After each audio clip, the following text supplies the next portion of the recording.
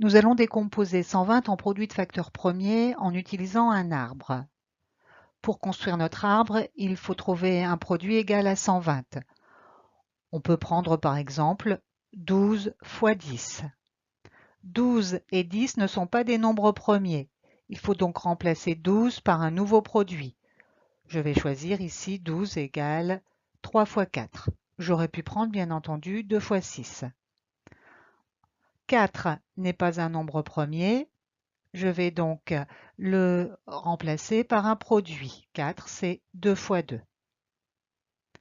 Je m'occupe maintenant de 10. Ce n'est pas un nombre premier, donc je vais le remplacer par un produit et je le remplace par 2 fois 5.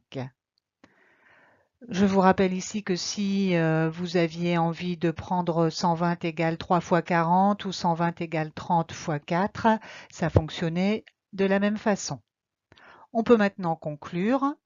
On va écrire la décomposition de 120 en produit de facteurs premiers. C'est 2 fois 2 fois 2 fois 3 fois 5. Une petite remarque, habituez-vous à ranger les nombres premiers du plus petit au plus grand. On pourrait aussi écrire que 120, c'est 2 puissance 3 fois 3 fois 5.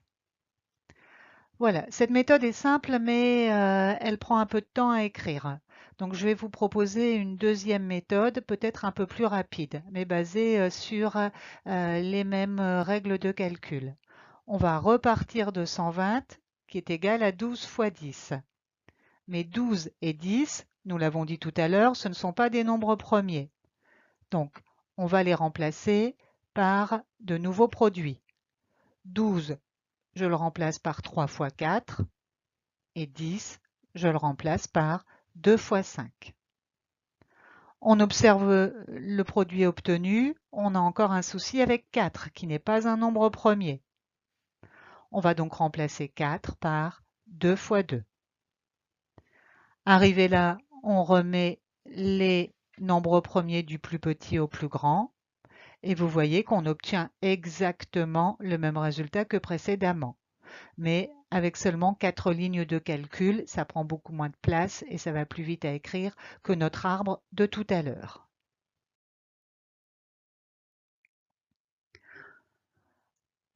On va maintenant toujours partir de 120, le décomposer en produit de facteurs premiers, mais avec la dernière méthode, la méthode qui utilise les nombres premiers, les critères de divisibilité. C'est la méthode que je vous conseille d'utiliser par la suite, car avec cette méthode, vous n'oublierez aucun nombre premier dans votre décomposition. Alors, je m'explique. On part de 120, un petit trait. On va écrire sur le côté la liste des premiers nombres premiers. 2, 3, 5, 7, 11 ou 13. Une petite parenthèse, je vous rappelle que dans les programmes officiels, il est dit que vous êtes censé connaître tous les nombres premiers inférieurs à 100. Et on va tester un à un ces nombres premiers. Alors, 120, est-il divisible par 2? Oui, il est divisible par 2 puisqu'il est pair. 120 divisé par 2 donne 60. On part maintenant de 60 et on continue avec 2.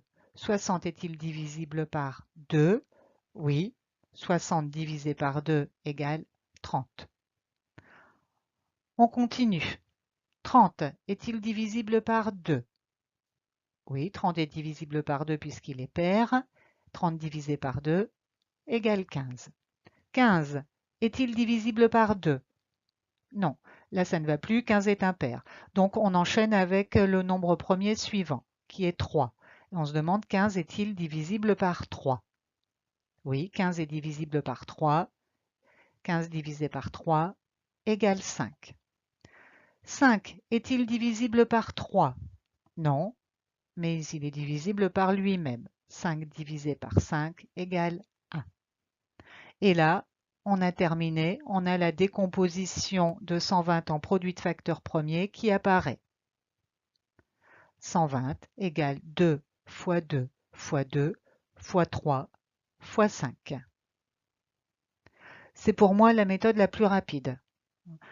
Le petit souci, c'est qu'il faut connaître la liste des nombres premiers, mais je compte sur vous. On enchaîne avec un dernier exemple. Vous allez décomposer 1540 en produit de facteur premier. Vous allez mettre la vidéo en pause et vous allez, avec votre calculatrice si vous le voulez, rédiger la décomposition de 1540. Je vous conseille d'utiliser la dernière méthode parce que 1540 est un nombre assez grand.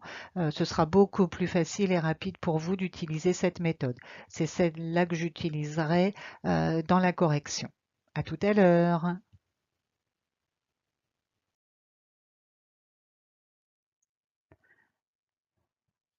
Nous allons commencer à décomposer 1540 en produit de facteur premier. On écrit 1540, notre petit trait, et on y va avec la liste des nombres premiers écrite sur le côté. On commence en testant 2. 1540 est-il divisible par 2? Oui, puisqu'il est pair. Et 1540 divisé par 2 égale 770. 770 est-il divisible par 2? Toujours oui, puisqu'il est pair. 770 divisé par 2 égale 385. 385 est-il divisible par 2? Non, puisqu'il est impair. Donc on va tester s'il est divisible par 3. Je vous rappelle, un nombre est divisible par 3 si la somme de ses chiffres est elle-même divisible par 3. Donc je vais calculer 3 plus 8 plus 5, 3 plus 8, 11 plus 5, 16. 16 n'est pas divisible par 3, donc 385 ne l'est pas. On enchaîne avec le nombre premier suivant qui est 5. 385 est-il divisible par 5? Oui, il est divisible par 5 puisqu'il se termine par 5. 385 divisé par 5 égale 77. On continue. 77 est-il divisible par 5? Non, parce qu'il ne se termine ni par 0 ni par 5. Mais 77 est divisible par 7. Je vous rappelle qu'il n'existe pas de critère de divisibilité par 7. Si ce sont des petits nombres, vous devez connaître la table de multiplication par 7, sinon vous testez à la calculatrice. 77 divisé par 7 égale 11. 11 est divisible par 11 et 11 divisé par 11 donne 1. On a terminé la décomposition de 1540 en produit de facteur premier. On peut donc écrire que 1540 égale 2 fois 2 fois 5 fois 7 fois 11. Et voilà. Voilà, c'est terminé. Vous n'avez plus qu'à vous entraîner avec les exercices qui sont donnés dans le tableau de bord. Au revoir, à bientôt les élèves.